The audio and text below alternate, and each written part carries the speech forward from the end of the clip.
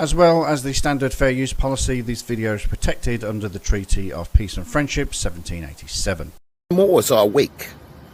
We are taking our place on this planet. My nationality is Moorish. This 9-hour standoff with a posse of heavily armed men ends with their arrest, but only after I-95 was shut down in both directions, while some of the suspects scattered into the woods. 11 men are now in custody, all members of a group calling itself Rise of the Moors. Good evening to you. I'm Ken McLeod. It began when a state trooper spotted them on the roadside in Wakefield in the middle of the night wearing tactical military gear and saying they were on their way to Maine for a weekend of training. We have team coverage on the standoff and the group behind it, beginning with WBZ's Lisa Greshey.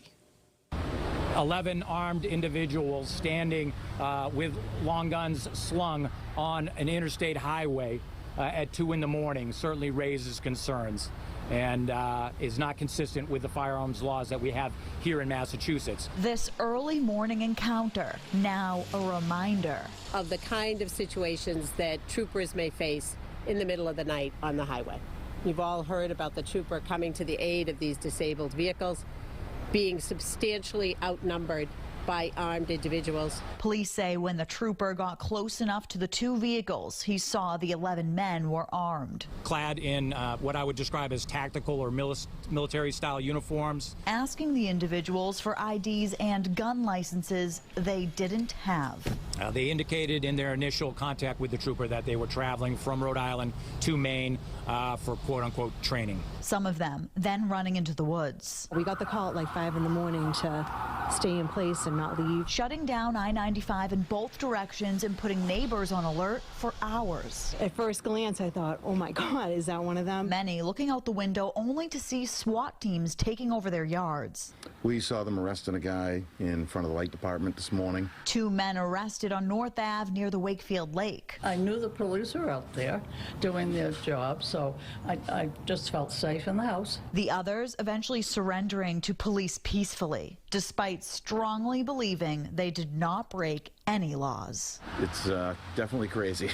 You never know what other people's beliefs are these days. This is a reminder as we and all of our families begin the holiday of the dangers that can arise very rapidly in places where we may least expect that. The DA giving major credit to police here. She expects all of the men will be in court Tuesday morning facing a number of gun charges.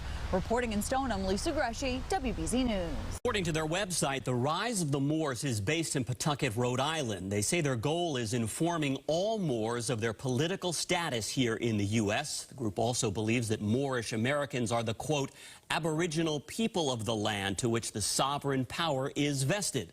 State Police Colonel Christopher Mason says today that troopers are trained to deal with these types of situations. Investigation of the Rise of the Moors organization. And just in case you didn't see the first video, we have 3 guns. This is Jahmal Latimer, also known as Talib Abdullah Bey. He posted this YouTube video just last month. Sources say Latimer is the self-proclaimed head of the group of heavily armed men arrested on Route 95 in Wakefield. We have the right to travel as long as we're not making any unnecessary stops. Latimer live-streamed the standoff with state police and online claims to be the Moorish American consular post head, part of the Moorish American Arms and the co-founder of Rise of the Moors, which the website says is a non-profit educational group. I've been elected Grand Sheik of the Narragansett Territory, which most people know it as Rhode Island. Latimer also claims he and his followers are not U.S. citizens, are American nationals, fly the Moroccan flag, and told police they were going to a training camp in Maine.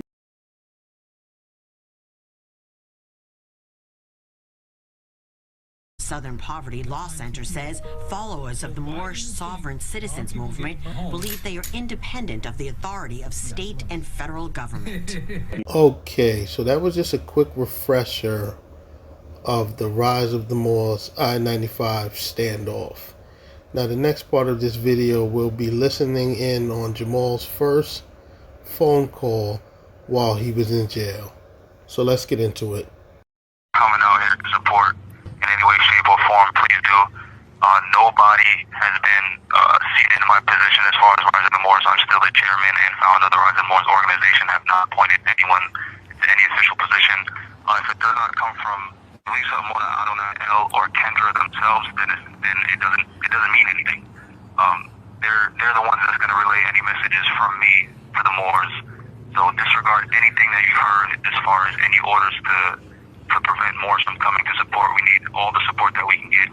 Right now they have us all divided up in different jailhouses. Right now I'm in the Bill Rica jail with Lucha. We're being treated pretty fairly now since we have media attention. Once the guards found out that we had media attention, they started giving us better food and things like that. So as long as the media is still on us, we're pretty much going to survive this situation. Yep. We're actually planning to rally for the next court date. So all Moors that can be here, be there at the courthouse Friday. Dang, I'm not sure the date. This Friday, though. This Friday. Wear turbans and fezzes. Wear bulletproof vests if you have it. Excuse me, ma'am, but why in the doohickey are you instructing your fellow Moorish sovereign citizens to wear bulletproof vests? What type of message are you trying to convey? These people are absolute nutcases.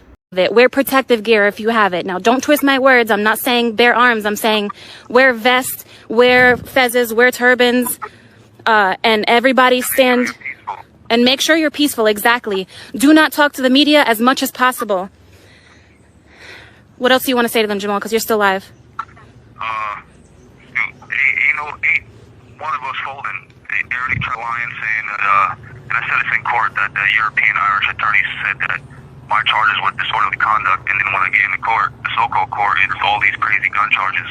Also, for anyone that's interested, all my Europeans that support us, all the Moors that support us, look up Young versus the state of Hawaii, and you'll see from uscourts.gov on page 159, it specifies that the carrying of a gun constitutes no offense. And right now they're trying to charge us with the offense of carrying a gun, which is infringement on our Second Amendment right.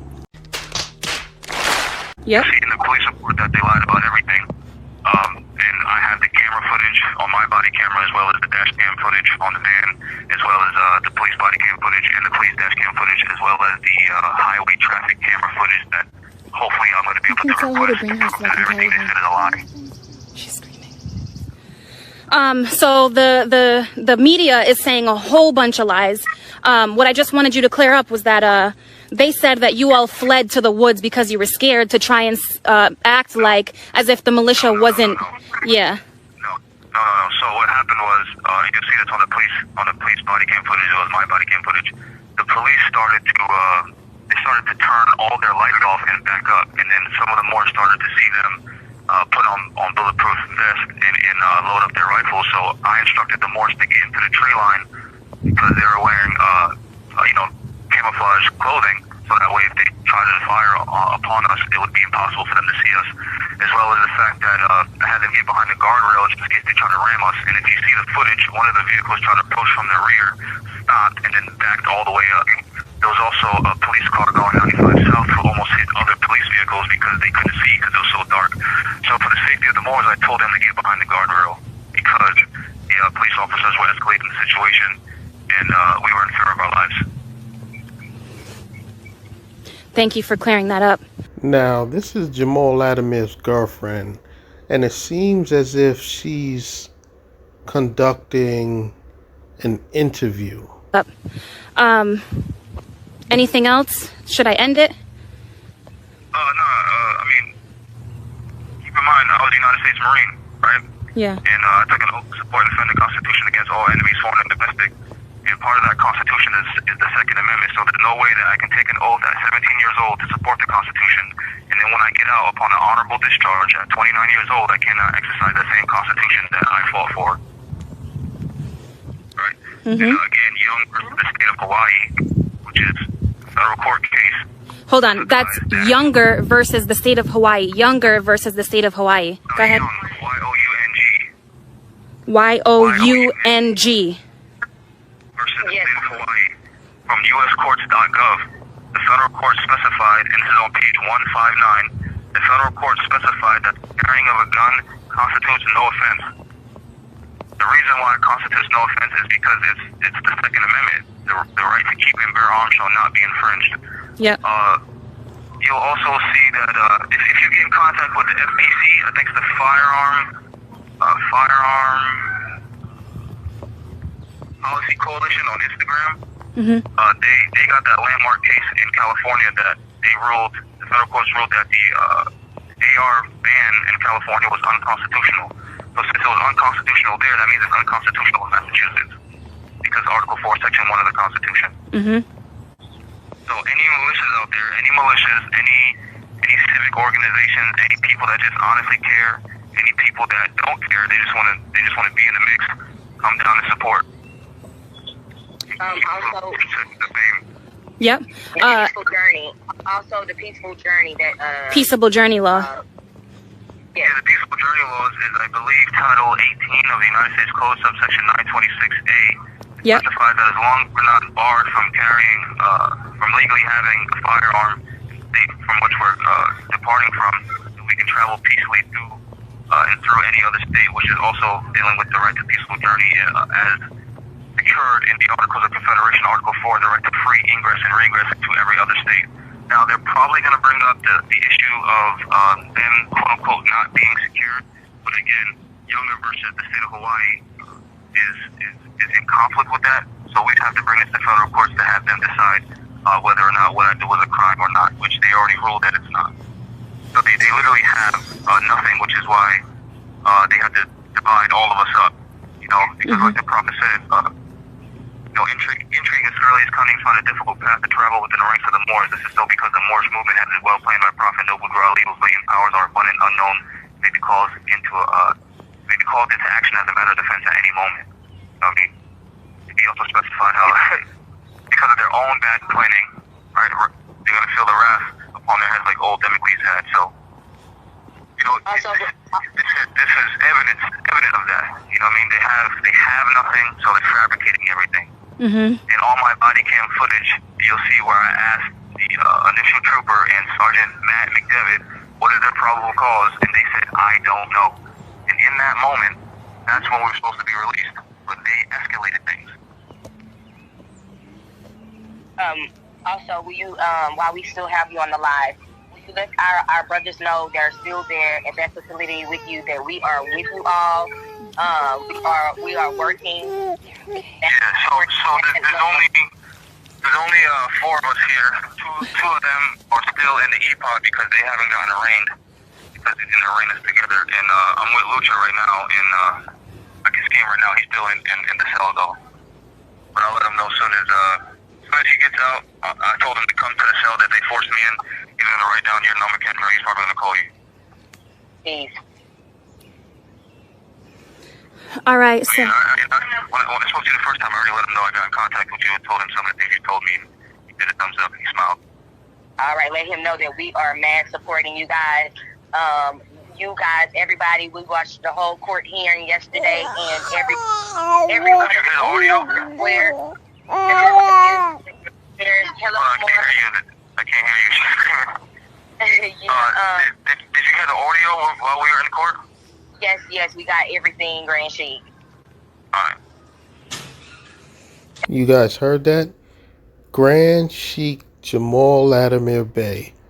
I bet there's a lot of Moors out there that would disagree that Jahmal Latimer Beys is an actual official Grand Sheik. Yep. I just want to say, yeah, go ahead, Kendra. I was just going to say, for the Moors that are listening, remember we need all the support we can get, physical bodies at court on Friday. We appreciate all the love and support that we're getting. Please repost any video footage that we're putting out there. Hashtag Free the Moors, hashtag Free the Moorish Militia, hashtag Young versus Hawaii, hashtag the Peaceful Journey. Okay. Also, just as another reminder, if it does not come from Kendra or Juju, it hasn't came from me. There's no one but me in charge of the rise of the Moorish civic organization. No one has been promoted to any positions other than what they're already at. Which means nobody but me speaks the rise of the Moors. And since I'm telling the public, only listening to Julissa or Kendra. Other than that, it's null and void, period. So I find this rather interesting. It's clear that Jahmal Latimer is anticipating someone trying to rise to the ranks and take over the organization while he's in jail. Very interesting. Thank you. And for the Moors listening, because I'm going to end this live so we can talk again. Court is this Friday at Malden District Court. Malden District Court in Malden, Massachusetts. Be there 8:30 a.m. The press, Jahmal, is like frenzy. This has made national news, and we have all the eyes on us. So at this point, it's best to use it for our benefit. But you know, do you want to talk to them really quick about talking to the press and how to remain poised and how to say as little as possible? I mean, if you're not competent, then don't talk to the press. There's nothing to say to them. They're gonna twist everything however they want. You know, just like the Prophet told us, we need our own press. So what are you talking to their press for unless you want some type of personal attention or anything like that? The only people that should be talking to the press is the people that know me personally. Yep. Meaning Juju, my mom, Kendra, my father, my sisters. You know what I mean? Nobody else should be talking to the press. Yep. I had made a... Unless you're gonna say things like, those Moorish Second Amendments rights are being violated. Yep. Those judges are violating the Constitution. Those state troopers violated the Constitution. Unless you're saying things like that, there's nothing to be said. Yep. Because you aren't there and you don't know. The media has been like a frenzy, and there's one pathway to the courthouse, so they've been like attacking us like vultures and lions and hyenas. So I did make a comment, which I just said, we have the Second Amendment right to bear arms and to have a well-regulated militia, and there's such thing called the Peaceable Journey Law, which states exactly what you said. And then I also said, if we don't stand up for our rights, we're not going to have any left. But they only showed the thing about Second Amendment. They didn't hear me. They didn't air me saying, if you don't stand up for your rights, we're not going to have any left. Also keep in mind, right? This is over the 4th of July weekend, right? 4th of July is a celebration of independence. If you research the 4th of July and how the Europeans got their independence, it was because of various militias coming together to fight for their independence, and now they have an entire militia behind bars. Yeah. All right, so I'm going to end the live so we can keep talking. So Moors, be there Friday, turbans, fezzes, look as royal as possible. Remember, you represent a nation. Please don't make us look crazy. And anyone telling you to not be here and support is an enemy of your state, period. Also, if you have any questions or concerns and don't know how to help, you can reach out to me directly at bird_2. That's on Instagram. That's on Instagram. Kendra, real quick, Kendra, please give them your email. How can they get the witness affidavit template so that way they can, we have 1 minute. How can they get the witness affidavit so that way they can write their affidavits as a witness? Okay. Kendra, go ahead with I think it's going to hang up on both of us. But Kendra. Let's go ahead and clear our lines and then come back. Do you want them, just so for the sake of this live, how can people get access to the witness affidavit template so they can submit it? If you are in our Telegram, it is pinned in the Telegram. They can't get in there. Sorry, but they can't get in there. You can directly message me, and I can get that to you. Number 10. I'm talking to the CEO. All right. Oh. Also, I'm gonna actually post that on Instagram, so that you guys can possibly make a contact. Thank you for using Securus. Goodbye. Also, keep an eye out on Facebook. We're gonna circulate it on Facebook as well. I'm gonna try and You know, just as soon as you find it, just keep reposting, Moors. We need to... Also, if you have any personal stories that you can share as far as how Rise of the Moors have helped you in any cases, whether it was your children being taken away from the state or any other charges from the state that the state had against you, that Rise of the Moors organization helped you with. If you have those stories and you can share those stories, that would be greatly appreciated. Yep. All right, I'm going to end this live so that way when he calls back, anything we say will be semi-private because you already know they're recording his calls. So. Alrighty. Bye-bye. All right. Peace. Grab her really quickly, please. Thank you. Just think that way she's not freaking out. Some more is Friday, Malden, Massachusetts, courthouse. Please be there. If there was ever any time to be standing in unison with any other Moors, it's now. This is a divine and national movement. This is our Moorish militia. No one else is doing things the way Jahmal has done. And if we don't stand up now, excuse me, he's calling back. An incarcerated individual at the Middlesex County Billerica House of Corrections. This call is subject to recording and monitoring. You have the right to remain silent, and if you choose to speak beyond this point, anything you say may be furnished to state and or federal prosecutors and may be used against you in a court of law. If this is an attorney-client call, attorneys should hang up and call 978-932-3114 for verification of their telephone number to ensure it is marked privileged in the inmate telephone system. Our records show you do not have an account or enough funds to complete this call.